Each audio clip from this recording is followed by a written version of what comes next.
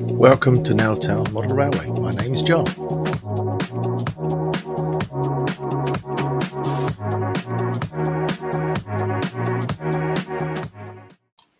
In my last video, we saw how I made my own security fencing for the building site surrounding the lift shaft construction at Nell Station. In this video, we're going to see how I made my own pallets, which is the first part of the scenic detail in the building yard.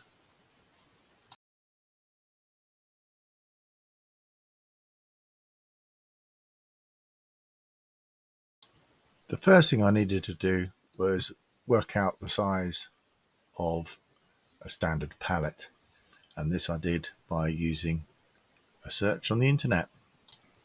Once I had the dimensions of a pallet, I converted them into 4mm scale and then worked out the sizes of card I would use for the build.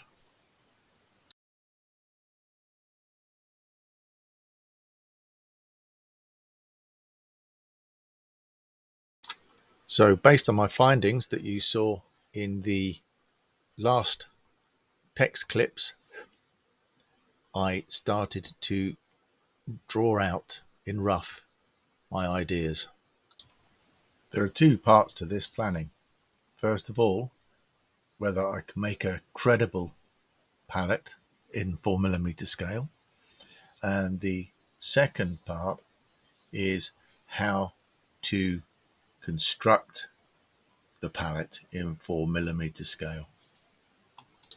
I felt the best plan was to use 3 layers of card, 2.3mm layers and 1mm layer.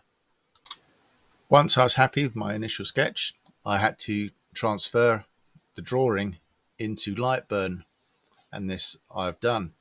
You will see that I've separated out the differing layers, and I'm able to turn off outputs in order to print out one or the other. There is no saving of material. It just means that only one page is used on Lightburn. And here you see the 3 layers. You'll notice the ruler and think the slats are longer than 16mm. Well, that was a plan, so I could lay the upper and lower layers onto the center and then trim down, which you'll see later. I felt that was a lot easier to do than trying to cut things to a precise size. And here you see the gluing of the first upper layer onto the sandwiched middle portion.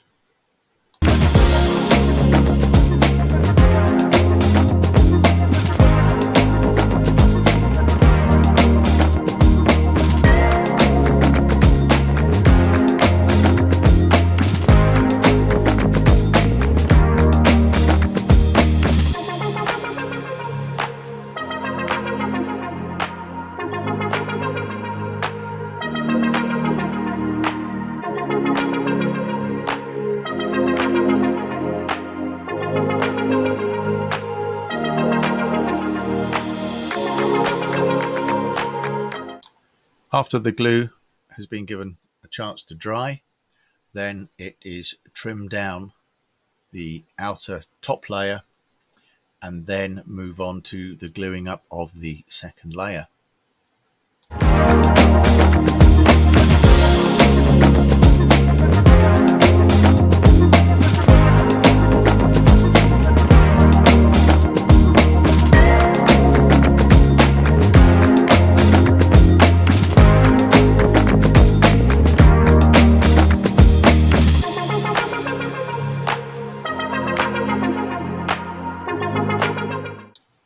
Once this glue has dried, follow the same procedure and trim down the overhangs of the lower layer. Obviously, slightly smaller scissors or a sharp knife might have been a better option, although I did feel a knife might pull at the overhangs and tear them away from the inner core. So I think I would have opted for scissors every time doing this aspect. And here is the finished product.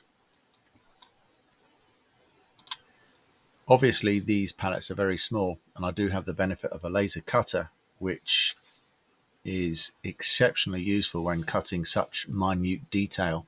But with a steady hand like Michael at Chandwell, I'm sure you could do this without a laser cutter, using a sharp scalpel. I also think that the colour of the card that I chose for the upper and lower layers adds realism without the need to paint.